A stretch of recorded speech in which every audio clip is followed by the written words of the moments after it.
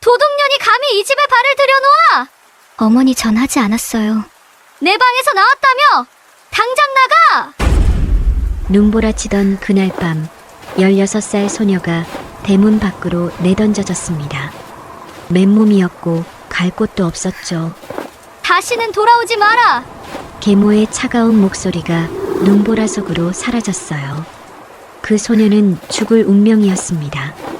하지만 12년 후 그 소녀는 살아서 돌아왔어요. 그것도 상상할 수 없는 모습으로 말이죠. 계모는 그녀가 내민 것을 보고 기겁을 하며 뒷걸음질 쳤습니다. 연주, 네가 박대감 부인? 도대체 쫓겨난 소녀가 무엇이 됐길래 계모가 얼굴이 파랗게 질리며 놀라는 걸까요? 그리고 300냥에 팔아넘겼다던 딸이 가져온 건 무엇이었을까요? 사연 시작 전 구독과 좋아요를 꼭 눌러주시고 어디서 듣고 계신지 댓글 남겨주시면 그곳에 행운이 가득하길 기원하겠습니다. 그럼 이야기 시작하겠습니다. 썩 물러가! 도둑년이 감히 이 집에 발을 들여놓아! 계모 최 씨의 고함이 한겨울 찬 공기를 가릅니다. 16살 연주는 눈보라 몰아치는 대문 밖에 멍하니 서 있습니다. 어머니 전 정말 하지 않았어요. 비단을 훔친 게 아니에요. 연주의 목소리는 떨리고 있습니다. 하지만 계모는 귀를 막습니다. 내 방에서 나왔다며! 이 뻔뻔한 것! 당장 이 집에서 나가! 쾅! 대문이 닫힙니다. 병든 아버지는 방 안에서 기침만 하고 큰언니와 작은언니는 창문 틈으로 연주를 훔쳐보다가 고개를 돌립니다.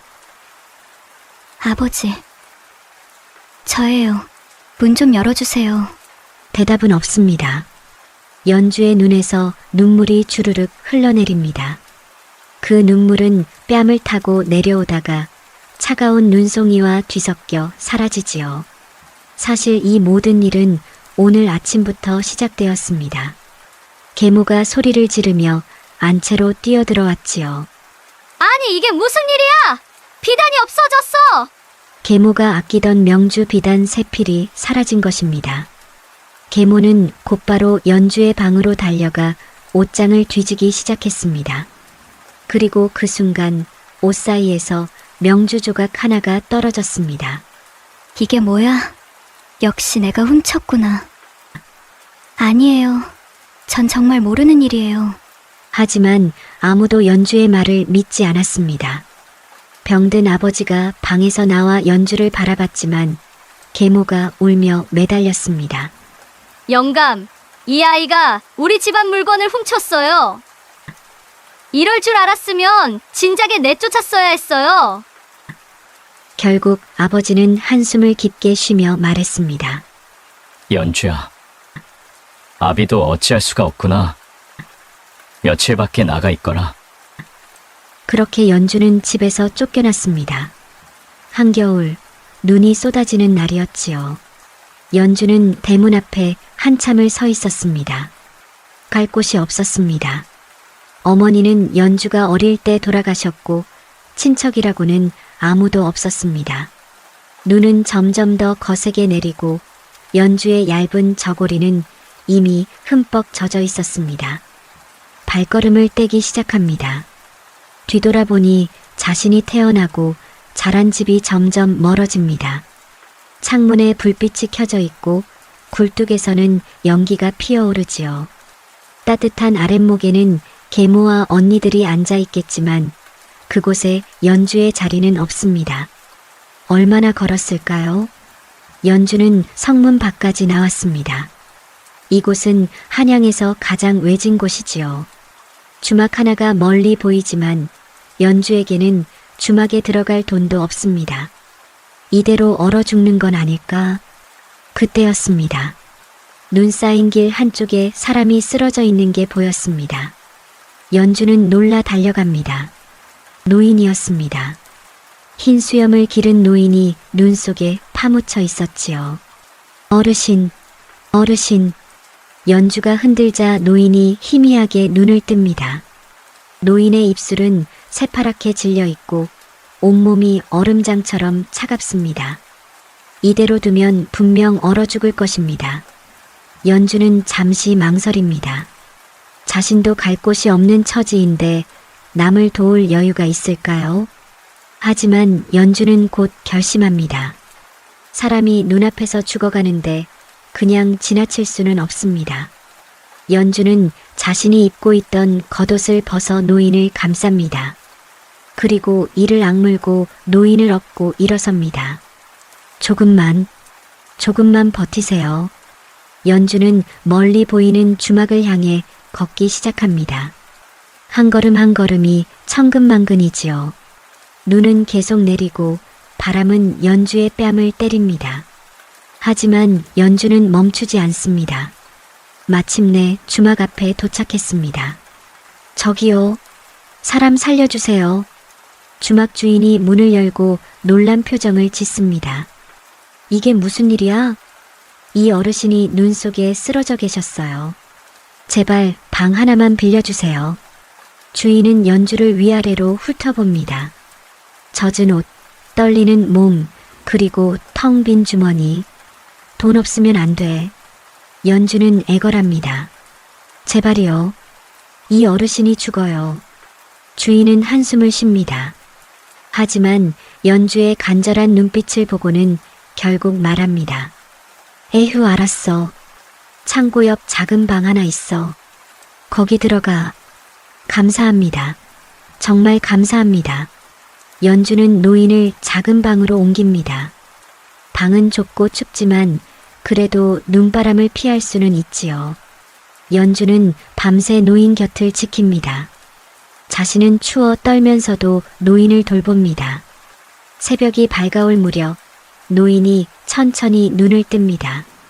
아가씨, 여기가 어디요? 주막입니다. 어르신께서 눈 속에 쓰러져 계셔서 제가 모셔왔어요. 노인은 연주를 바라봅니다. 그 눈빛에는 깊은 감사가 담겨 있습니다. 내가 살아났구려. 아가씨 덕분에.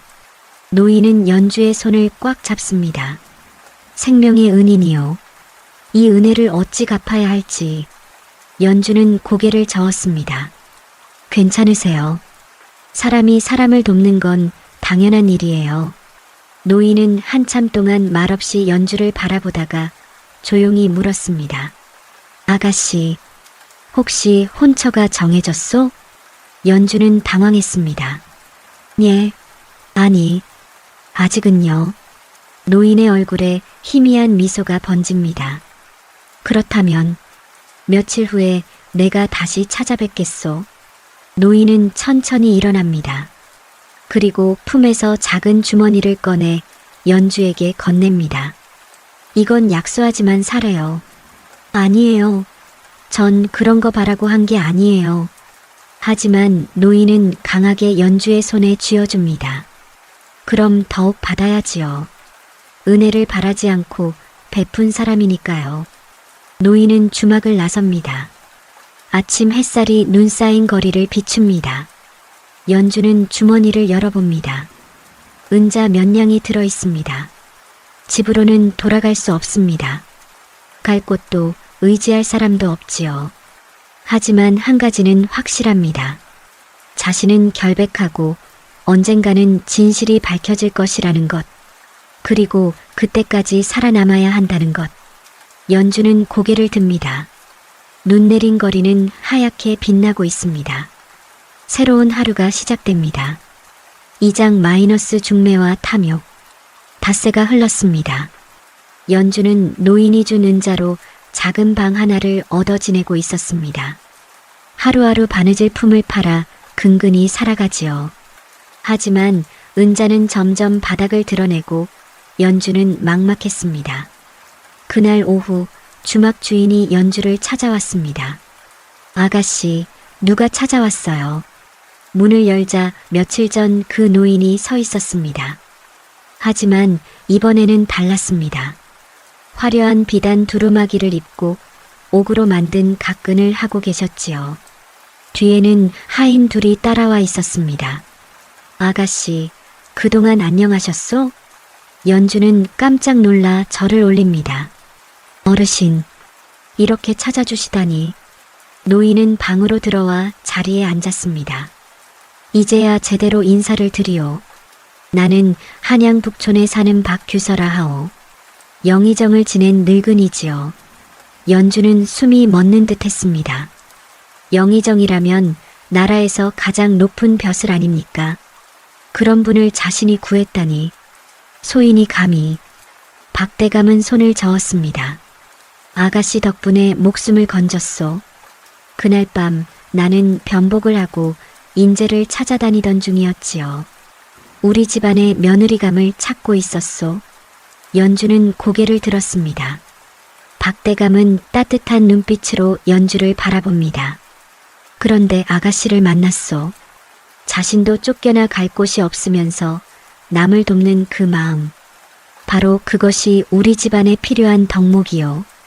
박대감은 품에서 서찰 하나를 꺼냅니다. 이것을 들고 김진사 댁으로 가겠소.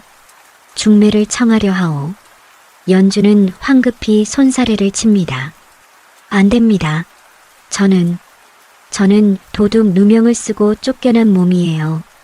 그 일은 내가 다 알아보았소. 아가씨는 결백하오. 박대감은 단호하게 말합니다. 내 아들 유겸이의 부인으로 아가씨만 한 사람이 없소. 허락해 주시겠소? 연주는 눈물이 났습니다. 이렇게 자신을 알아봐주는 사람이 있다니. 한편 김진사 댁에서는 난리가 났습니다. 중매쟁이가 찾아온 것입니다. 박대감 댁에서 따님을 며느리로 드리고 싶다 하십니다. 예단으로 300냥을 보내셨고요. 계모 최 씨의 눈이 번뜩입니다. 300냥, 그 돈이면 큰딸 작은딸 혼수를 마련하고도 남을 큰 돈이지요. 계모는 속으로 생각합니다. 박대감 댁이라면 한양 최고 양반댁이잖아. 당연히 우리 큰애를 보내야지. 하지만 중매쟁이가 말하는 건 연주, 중매쟁이가 말합니다.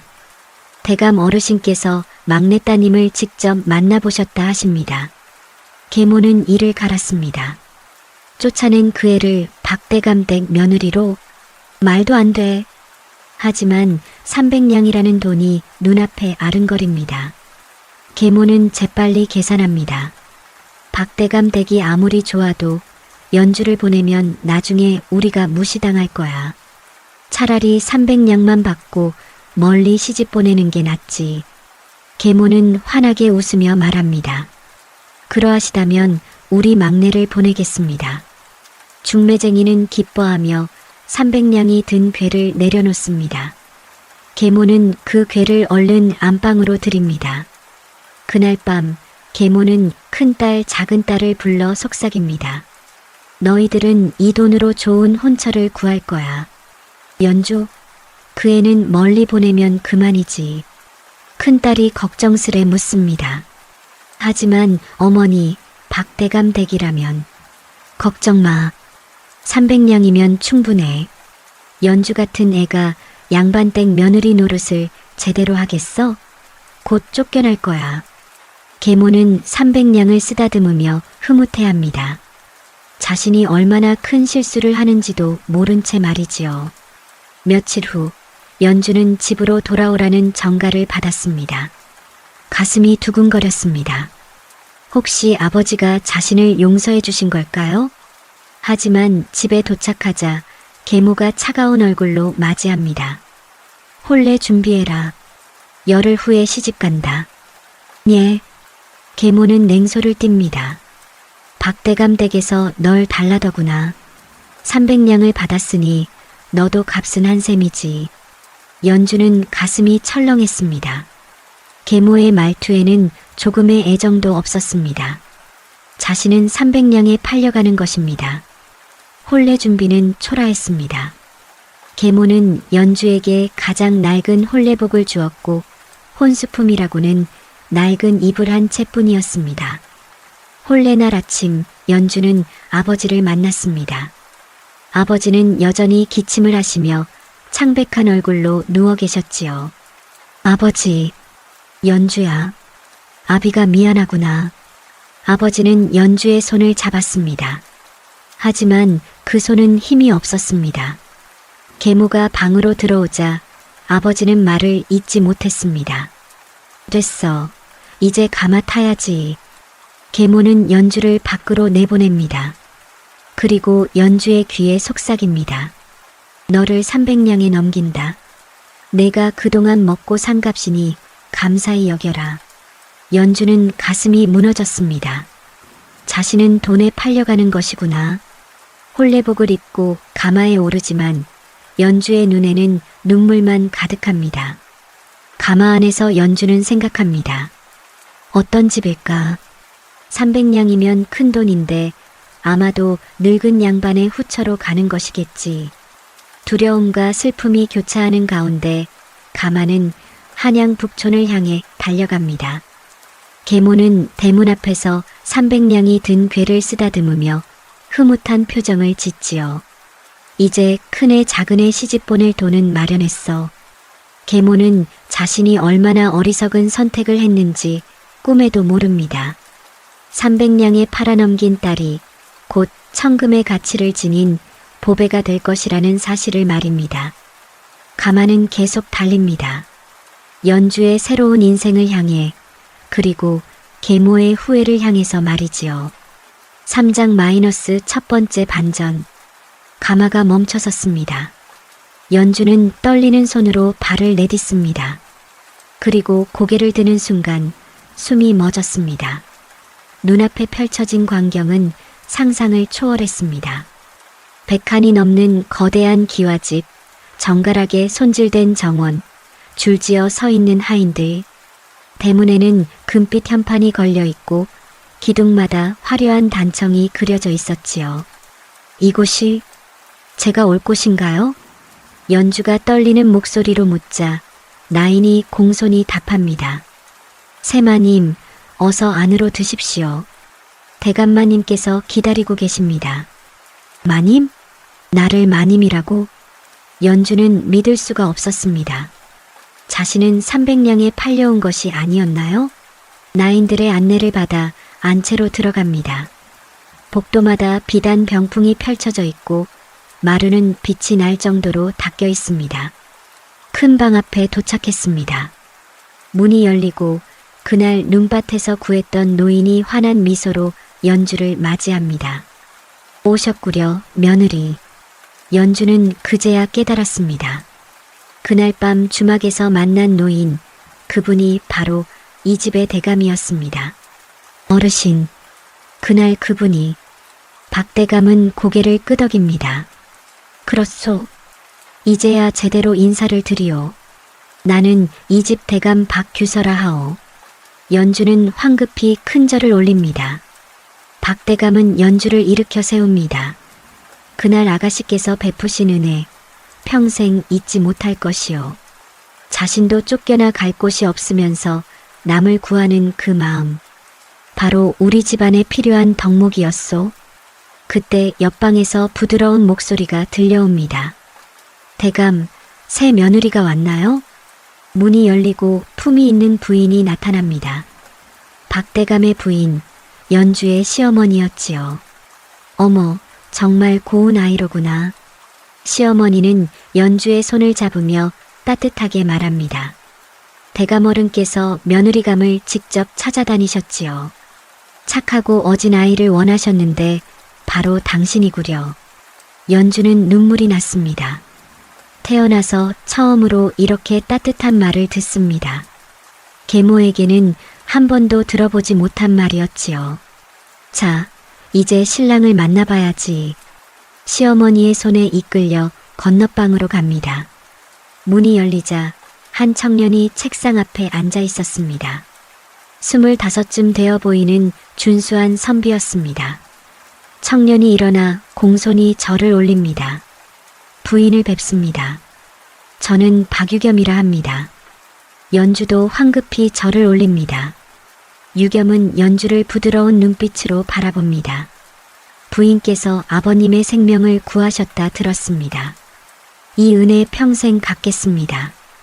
유겸의 목소리는 따뜻했습니다. 연주는 얼굴이 붉어졌지요.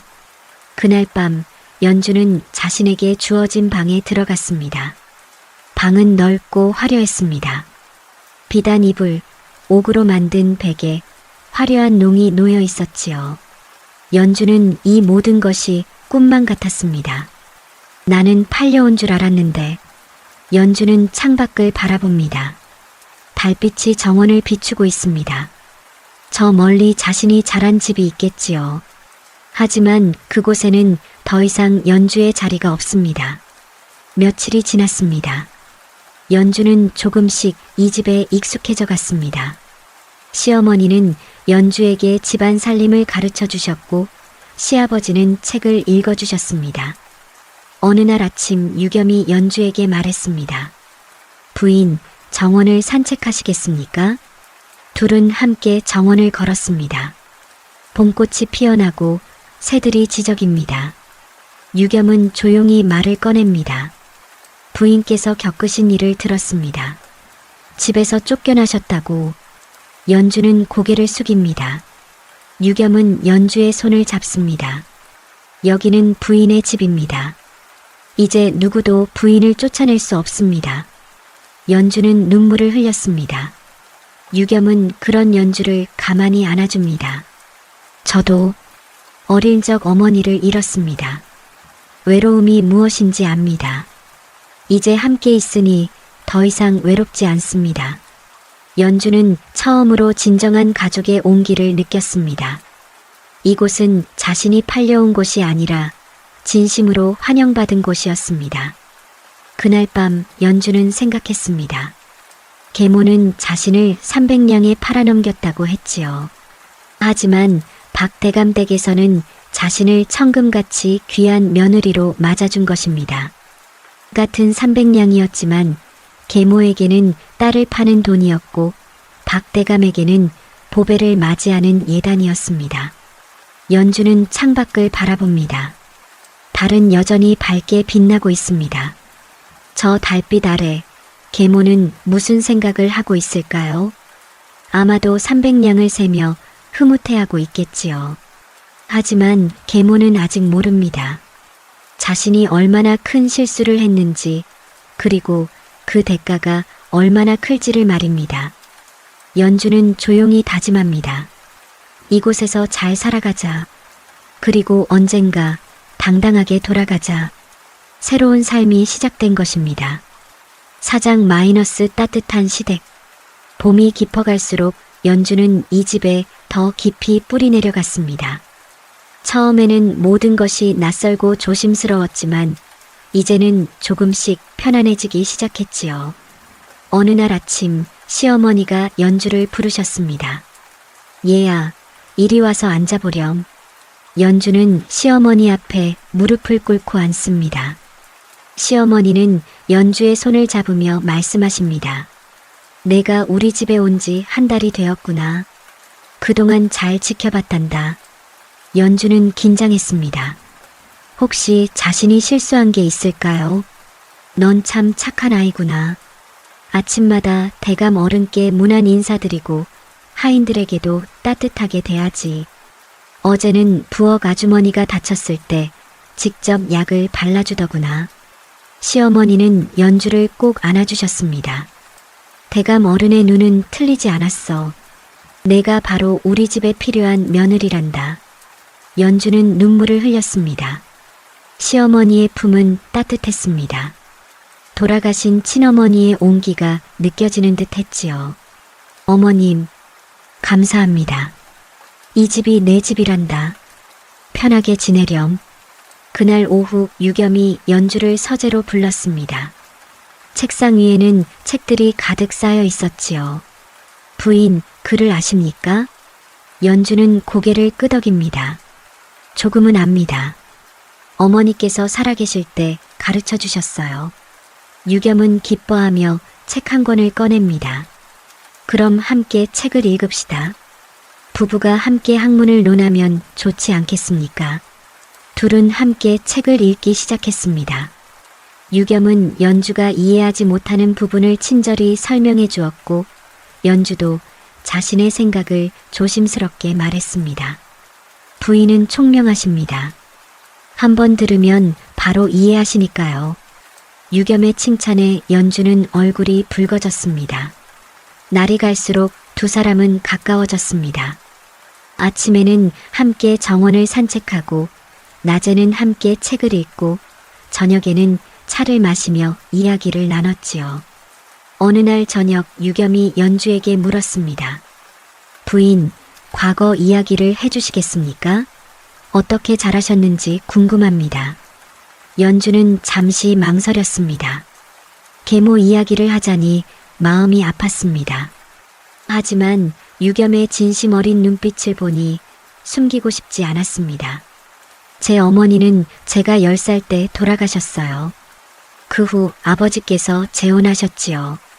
연주는 천천히 이야기를 이어갔습니다. 계모의 구박, 의붓 언니들의 괄시, 그리고 비단 누명까지. 유겸은 연주의 이야기를 묵묵히 들었습니다. 그리고 연주의 손을 꼭 잡았습니다. 많이 힘드셨겠습니다. 하지만 이제는 괜찮습니다. 제가 부인을 지키겠습니다.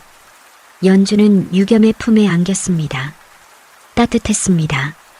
그날 밤 박대감이 유겸을 불렀습니다. 유겸아, 너 내년 과거에 응시할 생각 있느냐? 유겸은 고개를 끄덕입니다. 예, 아버님. 준비하고 있습니다. 그래. 내 실력이면 충분히 급제할 것이다. 우리 집안의 영광을 이어가거라. 박대감은 흐뭇한 표정으로 유겸을 바라봅니다. 그리고 덧붙였습니다. 며느리도 훌륭하구나. 내가 공부하는 동안 집안을 잘 돌볼 것이다. 유겸은 웃으며 답합니다. 부인은 제게 큰 힘이 됩니다. 함께 책을 읽으며 많은 것을 배웁니다. 박대감은 만족스러워했습니다. 역시 내 눈이 틀리지 않았어. 인품을 보고 며느리를 정한 것이 잘한 일이구나. 한편 연주는 자신의 방에서 창밖을 바라보고 있었습니다. 저 멀리 자신이 자란 집이 있을 것입니다. 아버지는 어떻게 지내고 계실까요? 건강은 괜찮으실까요? 연주는 가슴이 아팠습니다. 아버지를 원망할 수는 없었습니다. 아버지도 계모에게 속은 것이니까요. 하지만 그리웠습니다. 언젠가 아버지를 다시 뵐 수 있을까? 연주는 조용히 기도했습니다. 아버지의 건강을 위해, 그리고 언젠가 진실이 밝혀지기를 위해서 말이지요. 며칠 후 시어머니가 연주에게 비단 보자기를 건네주셨습니다. 이건 우리 집안 대대로 내려오는 비녀란다. 이제 내 것이야. 보자기를 열자 아름다운 옥비녀가 들어있었습니다. 연주는 감동했습니다. 어머님, 이렇게 귀한 것을. 넌 이제 우리 집안의 며느리야. 당연히 받아야지. 시어머니는 직접 연주의 머리에 비녀를 꽂아주셨습니다. 참 잘 어울린다. 역시 우리 며느리구나. 연주는 거울을 봅니다. 거울 속의 자신은 더 이상 쫓겨난 막내딸이 아니었습니다. 한양 최고 양반댁의 당당한 며느리였지요. 그날 밤 연주는 유겸에게 말했습니다. 서방님, 저 정말 행복합니다. 유겸은 연주를 안으며 답합니다. 저도 그렇습니다. 부인을 만난 건 제 인생 최고의 복입니다. 달빛이 두 사람을 비춥니다. 따뜻한 밤이었습니다. 연주는 이제 진정으로 이 집의 일원이 된 것입니다. 하지만 연주는 아직 모릅니다. 이 따뜻한 일상이 곧 더 큰 행복으로 이어질 것이라는 사실을 말이지요. 5장 마이너스 장원급제. 계절이 바뀌어 가을이 왔습니다. 단풍잎이 붉게 물들고 국화가 피어나는 계절이지요. 유겸은 과거 시험을 앞두고 밤낮으로 공부에 매진했습니다. 연주는 유겸의 뒷바라지를 정성껏 했습니다. 밤늦게까지 공부하는 유겸을 위해 따뜻한 차를 준비하고 야식을 챙겨주었지요. 유겸이 피곤해하면 어깨를 주물러 주기도 했습니다. 부인, 고맙습니다. 부인이 계셔서 힘이 납니다. 서방님의 급제가 제 소원입니다. 힘내세요. 과거 시험날이 다가왔습니다. 유겸은 시험장으로 떠났고 연주는 집에서 기도했습니다. 시어머니와 함께 불공을 드리고 시아버지는 조상님께 제를 올렸지요. 사흘간의 시험이 끝났습니다. 유겸은 지친 얼굴로 돌아왔지만 눈빛만은 빛나고 있었습니다. 부인, 최선을 다했습니다. 이제 결과를 기다릴 뿐입니다. 한 달이 지났습니다. 어느 날 아침 대문 밖에서 요란한 소리가 들려왔습니다. 박유겸, 장원급제. 연주는 깜짝 놀라 밖으로 뛰어나갔습니다. 관리들이 대문 앞에 서 있었고 손에는 홍패를 들고 있었지요. 박유겸 어디 계시오? 장원급제를 알리러 왔소. 유겸이 나타나 큰 절을 올립니다. 관리는 홍패를 전해주며 말합니다. 전하께서 직접 부르십니다. 내일 대궐로 입궐하시오. 온 집안이 기쁨에 들썩였습니다. 박대감은 눈물을 흘리며 유겸을 안았고 시어머니는 불단 앞에 엎드려 감사 기도를 올렸습니다. 연주도 기쁨의 눈물을 흘렸습니다. 유겸의 손을 잡으며 말합니다. 축하드립니다, 서방님. 유겸은 연주를 안으며 속삭입니다. 부인 덕분입니다. 부인이 없었다면 이룰 수 없었습니다. 다음 날 유겸은 궁궐로 들어갔습니다. 임금께서 직접 유겸을 불러 칭찬하셨지요.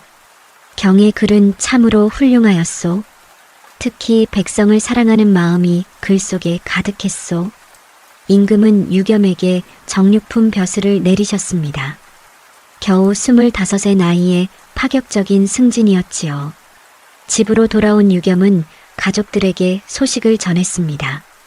박대감은 흐뭇해하며 말씀하십니다. 우리 집안의 영광이구나. 이제 너는 나라의 동량이 되었다.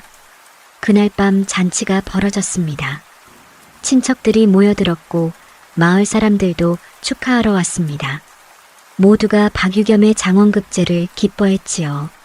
연주는 유겸 옆에 앉아 손님들을 맞이했습니다. 친척 어른들이 연주에게 말합니다. 유겸의 부인도 참 복이 있구려. 장원급제한 남편을 두다니. 보기만 해도 착하고 어진 며느리로구나. 유겸이가 급제한 것도 부인 덕이겠지. 연주는 겸손하게 답합니다. 과찬이십니다. 서방님의 노력이 있었기에 가능한 일입니다. 잔치는 밤늦게까지 이어졌습니다. 연주는 손님들을 챙기느라 분주했지만 마음은 기쁨으로 가득했습니다. 잔치가 끝나고 유겸과 연주는 정원을 거닐었습니다. 달빛이 두 사람을 비춥니다. 부인, 이제 우리의 삶이 달라질 것입니다. 제가 벼슬을 하면 더 큰 집으로 이사할 수도 있습니다. 연주는 고개를 저었습니다. 어디에 있든 상관없어요. 서방님과 함께라면 행복합니다. 유겸은 연주를 꼭 안았습니다. 고맙습니다. 평생 부인을 지키겠습니다. 며칠 후 소문이 한양 전역에 퍼졌습니다. 박대감 댁의 아들이 장원급제했다는 소문이지요. 사람들은 박대감 댁을 부러워했고 모두가 박유겸의 이름을 알게 되었습니다. 그 소문은 멀리 퍼져나갔습니다. 한양 뒷골목의 초라한 집까지도 말이지요. 어느 날 시장에서 연주는 우연히 옛 소식을 들었습니다. 채소 파는 아주머니들이 수군거리고 있었지요. 김진사 댁 들었어? 완전히 망했다던데. 약재상이 부도났다며. 빚쟁이들이 매일 들이닥친대. 큰딸, 작은딸은 시집도 못 가고 늙어간다더군. 쯧쯧. 연주는 가슴이 철렁했습니다. 아버지는 어떻게 되셨을까요? 건강은 괜찮으실까요? 집으로 돌아온 연주는 유겸에게 말했습니다. 서방님, 제가 고향에 한번 다녀와도 될까요? 유겸은 연주의 손을 잡으며 물었습니다. 아버님이 보고 싶으신가요? 연주는 고개를 끄덕입니다. 아버지께서 편찮으시다는 소문을 들었어요. 한 번만 뵙고 싶습니다. 유겸은 잠시 생각하다가 말합니다. 그럼 제가 함께 가겠습니다. 장인어른께 인사드려야지요. 연주는 유겸을 말립니다. 아니에요. 제가 혼자 다녀올게요.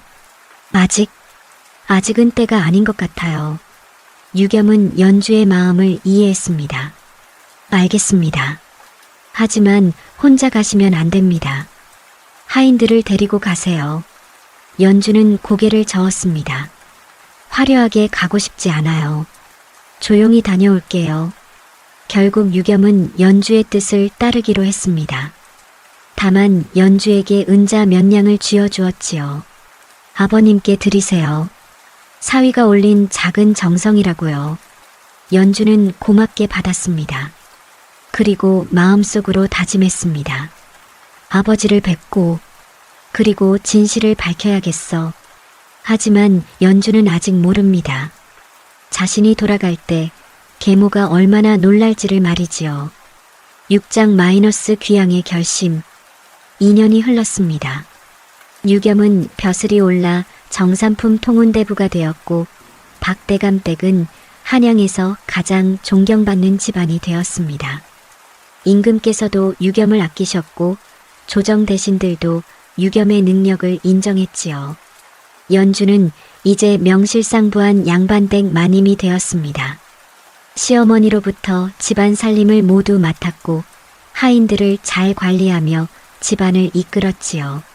마을 사람들도 연주를 칭찬했습니다. 박유겸 부인은 참으로 덕이 있으시더라. 가난한 이웃에게 쌀을 나눠주시고 아픈 사람을 돌봐주신다더군. 연주는 자신이 받은 따뜻함을 다른 이들에게도 나눠주었습니다. 겨울이 되면 옷을 지어 가난한 이들에게 주었고 병든 사람이 있으면 약을 지어 보냈지요. 어느 날 저녁 연주는 유겸과 함께 차를 마시고 있었습니다. 유겸이 조용히 말을 꺼냅니다. 부인, 장인어른 소식을 들었습니다. 연주는 찻잔을 내려놓습니다. 아버지께서 어떠시다던가요? 중풍으로 쓰러지셨다고 합니다. 거동이 불편하시다더군요. 연주의 눈에 눈물이 고입니다. 아버지, 그렇게 편찮으신데도 연주는 한 번도 찾아뵙지 못했습니다. 그리고 김진사 댁이 완전히 망했다고 합니다. 약재상이 부도나고 빚만 남았다더군요. 연주는 가슴이 아팠습니다. 아버지께서 평생 일군 가게가 망했다니. 계모와 의붓 언니들은요? 유겸은 한숨을 쉽니다. 큰딸, 작은딸 모두 시집을 못 갔다고 합니다. 계모가 혼수 비용으로 쓰려던 돈도 빚 갚느라 다 없어졌다더군요. 연주는 복잡한 심정이었습니다. 계모를 미워할 수도 없고 그렇다고 동정할 수도 없었습니다. 부인, 한번 다녀오시는 게 어떻겠습니까? 장인어른께서 많이 편찮으시다니. 연주는 고개를 끄덕입니다. 그래야겠어요. 이대로는 안 될 것 같아요. 유겸은 연주의 손을 잡습니다. 제가 함께 가겠습니다. 이번에는 제대로 장인어른께 인사드려야지요. 연주는 잠시 망설이다가 고개를 끄덕입니다. 고맙습니다, 서방님. 다음 날 연주는 준비를 시작했습니다. 아버지께 드릴 약재와 보약을 준비하고 옷까지도 마련했습니다. 유겸은 은자 100냥을 준비했지요. 이걸로 장인어른의 빚을 갚고 생활비로 쓰시라고 드리세요. 연주는 감사의 마음으로 받았습니다. 박대감과 시어머니도 연주를 격려해 주셨습니다. 가서 아버님께 효도하고 오너라. 우리 며느리가 효녀라는 걸 보여드려야지. 며칠 후 화려한 행차가 준비되었습니다. 대감 부인의 가마 유겸이 탈 말, 그리고 수십 명의 수행원들. 수레에는 금은 보화와 쌀, 옷가지가 가득 실렸습니다. 연주는 가마에 올랐습니다. 가슴이 두근거렸습니다. 12년 만에 집으로 돌아가는 것입니다. 하지만 이번에는 쫓겨난 막내딸이 아니라 당당한 양반댁 마님으로 돌아가는 것이지요. 행차가 출발했습니다. 길을 가는 동안 연주는 생각했습니다. 계모는 어떤 표정을 지을까요? 의붓 언니들은 어떻게 반응할까요? 그리고 아버지는 자신을 알아보실까요? 하루가 걸려 도착한 곳은 한양 뒷골목이었습니다. 연주가 자란 그 집이었지요. 하지만 집은 많이 초라해져 있었습니다. 담장은 무너져 있고 기와는 깨져 있었습니다. 대문도 삐걱거리며 낡아 있었지요. 연주는 가마에서 내렸습니다. 유겸도 말에서 내려 연주 옆에 섰습니다. 부인, 괜찮으시겠습니까? 연주는 고개를 끄덕입니다. 괜찮아요. 이제 두렵지 않아요. 연주는 대문을 두드렸습니다. 안에서 인기척이 들리더니 문이 삐걱거리며 열렸습니다. 문을 연 사람은 계모 최 씨였습니다. 계모는 연주를 보는 순간 얼굴이 하얗게 질렸습니다. 연주. 계모의 눈이 연주 뒤에 화려한 행차를 흡습니다. 가마, 수행원, 금은 보화가 실린 수레. 계모의 입이 떡 벌어졌습니다. 내가 박대감 부인? 연주는 차분하게 답합니다. 어머니, 오랜만입니다. 아버지는 어디 계신지요? 계모는 말을 잇지 못하고 떨고 있었습니다. 그 순간 안에서 큰언니와 작은언니가 나왔습니다. 둘 다 초라한 옷을 입고 있었고 얼굴은 수척해 있었지요. 연주야, 정말 너야? 작은언니가 놀란 얼굴로 연주를 바라봅니다. 연주는 고개를 끄덕입니다. 그래, 나야. 아버지를 뵈러 왔어. 연주는 계모를 지나쳐 안으로 들어갑니다. 유겸과 하인들도 뒤따라 들어왔지요. 집안은 더욱 초라했습니다. 가구는 대부분 팔려나갔고 방은 텅 비어 있었습니다. 연주는 가슴이 아팠습니다. 아버지는 어디 계세요? 계모가 떨리는 목소리로 답합니다. 안방에. 연주는 안방으로 향했습니다. 문을 열자 아버지가 누워 계셨습니다. 머리는 새하얗게 새고 얼굴은 뼈만 앙상했습니다. 중풍으로 한쪽이 마비되어 움직이지 못하셨지요. 아버지. 연주의 목소리에 아버지가 천천히 고개를 돌립니다. 연주를 보는 순간 아버지의 눈에서 눈물이 주르륵 흘러내렸습니다. 연주야. 연주는 아버지 곁으로 달려가 손을 잡았습니다. 아버지의 손은 차갑고 거칠었습니다. 아버지, 제가 왔어요. 아버지는 떨리는 손으로 연주의 손을 잡았습니다. 미안하다. 아비가 잘못했다. 연주는 눈물을 흘리며 아버지를 안았습니다. 12년 만에 재회였습니다. 하지만 이제 진짜 이야기가 시작될 것입니다. 7장 마이너스 진실의 폭로. 연주는 며칠간 아버지를 정성껏 돌봤습니다. 유겸이 가져온 좋은 약재로 보약을 다려드리고 아버지의 몸을 주물러 드렸지요. 아버지는 조금씩 기력을 회복하셨습니다. 그 며칠 동안 계모는 연주 눈치만 살폈습니다. 큰언니와 작은언니도 어색하게 구석에 앉아 있었지요. 어느 날 저녁 연주는 식구들을 모두 사랑방에 불러 모았습니다. 아버지, 계모, 그리고 두 언니까지. 연주는 차분하게 입을 열었습니다. 아버지의 빚은 제가 모두 갚겠습니다. 계모의 얼굴에 환한 미소가 번집니다. 어머, 연주야. 역시 착한 아이구나. 하지만 연주의 다음 말에 그 미소가 얼어붙었습니다. 그런데 어머니, 한 가지 궁금한 게 있어요. 12년 전 그날 비단을 훔친 건 정말 제가 맞나요? 계모가 당황하여 더듬거립니다. 그야. 내 방에서 나왔잖아. 연주는 차갑게 말을 이어갑니다.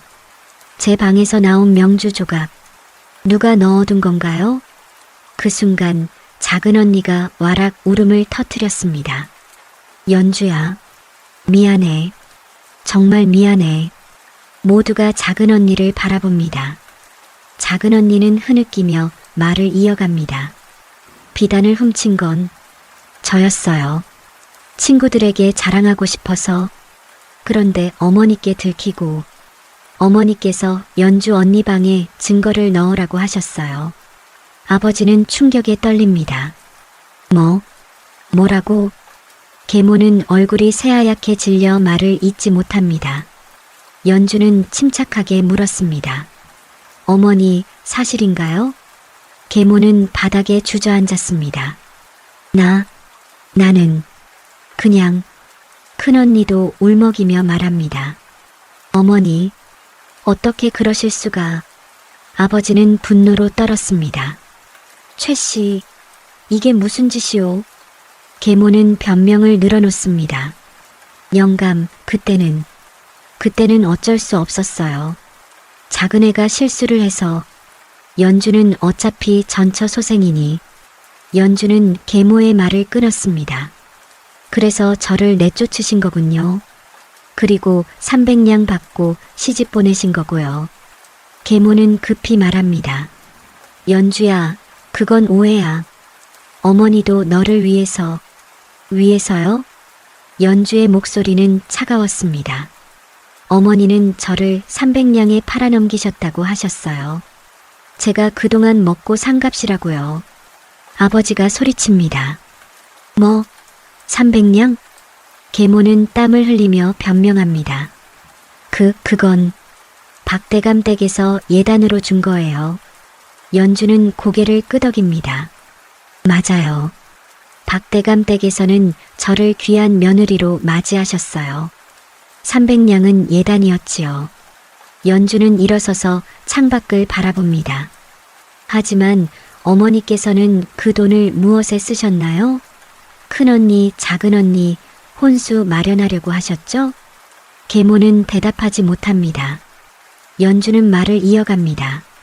어머니는 저를 돈으로 보셨어요. 하지만 박대감 어르신은 저를 사람으로 보셨죠. 그 차이가 이렇게 큰 결과를 만들었습니다. 연주는 계모를 바라봅니다. 어머니께서는 300냥에 저를 팔았다고 생각하셨겠지만 사실은 천금의 가치를 지닌 보배를 버리신 거예요. 계모는 그제야 깨달았습니다. 자신이 얼마나 어리석었는지를. 300냥에 욕심내어 보낸 딸이 이제 한양 최고 양반댁의 마님이 되어 있습니다. 연주는 아버지께 다가갑니다. 아버지, 한양으로 가시지요. 제가 모시겠습니다. 아버지는 눈물을 흘리며 고개를 끄덕입니다. 고맙다, 연주야. 계모가 다급히 말합니다. 연주야, 나는 어떻게 하니? 연주는 차갑게 대답합니다. 어머니는 이 집에서 두 딸과 함께 사세요. 아버지의 빚은 제가 갚았으니 집은 남아 있습니다. 그것이 제가 드릴 수 있는 전부예요. 계모는 무릎을 꿇고 애원합니다. 연주야, 제발 어머니를 용서해다오. 연주는 잠시 망설이다가 말합니다. 용서는 하겠습니다. 하지만 함께 살 수는 없어요. 어머니께서 저에게 하신 일들을 잊을 수는 없으니까요. 큰언니와 작은언니가 울며 말합니다. 연주야, 우리도 미안해. 연주는 두 언니를 바라봅니다. 언니들에게는 혼수를 마련해 드리겠어요. 그리고 좋은 혼처도 알아봐 드릴게요. 하지만 그뿐이에요. 연주는 유겸에게 눈짓합니다. 유겸은 하인들에게 지시합니다. 아버님을 모시고 가마로 모셔라. 하인들이 아버지를 부축해 가마로 모십니다. 연주는 마지막으로 계모를 바라봅니다. 어머니, 사람을 보는 눈이 이렇게 다른 겁니다. 어머니는 저를 300냥으로 보셨지만 시댁에서는 저를 천금같이 귀하게 여겨주셨어요. 계모는 바닥에 주저앉아 울부짖습니다. 하지만 연주는 뒤돌아보지 않고 가마에 올랐습니다. 행차가 출발합니다. 계모와 두 딸이 대문 앞에서 울고 있지만 연주는 고개를 돌리지 않습니다. 가마 안에서 연주는 생각합니다. 이제 정말 끝났구나. 복수도 아니고 용서도 아닌 그저 담담한 마음이었습니다. 연주는 더 이상 쫓겨난 막내딸이 아니었습니다. 당당한 박대감 댁 마님이었지요. 8장 마이너스 새로운 시작. 한양으로 돌아온 연주는 아버지를 정성껏 모셨습니다. 좋은 의원을 불러 치료를 받게 하고 매일 보약을 다려드렸지요. 아버지는 날이 갈수록 건강을 되찾으셨습니다. 박대감과 시어머니도 연주의 아버지를 진심으로 대해주셨습니다. 사돈어른, 이제 이 집이 어르신 집입니다. 편히 지내십시오. 아버지는 눈물을 흘리며 감사해했습니다. 이렇게 귀한 데서 제가 무슨 말씀을요? 이렇게 훌륭한 딸을 키우신 분이신데요. 아버지는 연주를 바라봅니다. 연주는 아버지의 손을 잡으며 미소 짓습니다. 이제야 진정한 가족이 된 것입니다. 한 달 후 연주는 약속대로 큰언니와 작은언니의 혼처를 알아봐 주었습니다. 좋은 집안은 아니었지만 착하고 성실한 남자들이었지요. 혼수도 넉넉히 마련해 주었습니다. 두 언니는 연주에게 절을 올렸습니다. 연주야, 정말 고마워. 우리가 너한테 그렇게 했는데. 연주는 두 언니를 일으켜 세웁니다. 이제 다 지난 일이야. 행복하게 살아. 두 언니는 눈물을 흘리며 시집을 갔습니다. 계모는 텅 빈 집에 혼자 남았습니다. 딸들도 시집가고 남편도 떠나고 이제 혼자였지요. 마을 사람들은 계모를 수군거렸습니다. 300냥 받고 복덩이를 내쫓은 어리석은 사람. 욕심이 과하면 저렇게 되는 거야. 계모는 매일 빈방에 앉아 후회했습니다. 만약 그날 연주를 내쫓지 않았다면, 만약 진실을 밝혔다면 지금쯤 박대감 댁의 귀한 사돈이 되어 있었을 것입니다. 하지만 이미 늦었습니다. 계모는 평생 이 후회를 안고 살아가야 했습니다. 한편 박대감 댁은 날로 번창했습니다. 유겸은 벼슬이 올라 정산품 통운대부로 임금의 총애를 받았습니다. 박대감 댁은 이제 왕실과도 가까운 최고 명문가가 되었지요. 연주는 현명하게 집안을 이끌었습니다. 가난한 이웃을 돕고 선행을 베풀었습니다. 사람들은 연주를 칭송했습니다. 박유겸 부인은 성녀 같으시더라. 자신을 내쫓은 계모까지 용서하셨다니 참으로 큰 덕을 가지신 분이야. 어느 봄날 연주는 정원에서 아버지 유겸과 함께 차를 마시고 있었습니다. 꽃이 만발하고 새들이 지저깁니다. 아버지가 연주의 손을 잡으며 말씀하십니다. 연주야, 아비는 참 복이 많구나. 이렇게 훌륭한 딸을 두었으니. 연주는 미소 지으며 답합니다. 아니에요, 아버지. 제가 복을 받은 거예요. 유겸도 웃으며 말합니다. 장인어른, 제가 더 복을 받았지요. 이렇게 훌륭한 부인을 만났으니까요. 세 사람은 웃으며 차를 마십니다. 따뜻한 봄 햇살이 세 사람을 비춥니다. 연주는 하늘을 바라봅니다. 저 하늘 어딘가에서 돌아가신 친어머니가 보고 계실 것입니다. 연주는 속으로 말합니다. 어머니, 저 잘 살고 있어요. 행복해요. 그날 밤 연주는 유겸에게 말했습니다. 서방님, 제가 정말 감사한 게 있어요. 무엇이요, 부인? 제가 쫓겨난 그날 노인을 구한 일이요. 그 선택이 제 인생을 바꿨어요. 유겸은 연주를 안으며 말합니다. 아니요, 부인. 그건 부인의 본성이었습니다.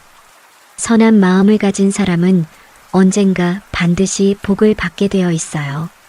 연주는 유겸의 품에 안깁니다. 따뜻했습니다. 멀리 한양 뒷골목, 텅 빈 집에서 계모는 혼자 앉아 있습니다. 촛불 하나만 켜진 어두운 방. 계모는 중얼거립니다. 300냥, 겨우 300냥. 계모는 그제야 깨달았습니다. 돈으로 사람을 재려했던 자신의 어리석음을. 하지만 이미 모든 것은 끝났습니다. 반면 박대감 댁은 촛불이 환하게 켜져 있습니다. 웃음소리가 들리고 따뜻한 온기가 집안을 가득 채우고 있지요. 연주는 창밖을 바라봅니다. 별이 총총히 빛나고 있습니다. 연주는 미소 짓습니다. 한때 쫓겨난 막내딸이었지만 이제는 한양 최고 양반댁의 당당한 마님입니다. 계모가 300냥에 팔아넘겼다고 생각한 딸이 이제 천금의 가치로 빛나고 있습니다. 그리고 이 모든 것은 연주의 선한 마음에서 시작되었습니다. 자신도 힘든 상황에서 남을 도운 그 마음. 그것이 연주에게 가장 큰 복을 가져다 준 것입니다. 달빛이 박대감 댁을 비춥니다. 연주의 새로운 삶이 그리고 행복한 미래가 그곳에 있습니다. 이것이 바로 계모가 300냥 받고 시집 보낸 막내딸의 이야기입니다. 탐욕은 후회를 낳고 선행은 복을 부르는 것. 그것이 이 이야기가 전하는 교훈이지요.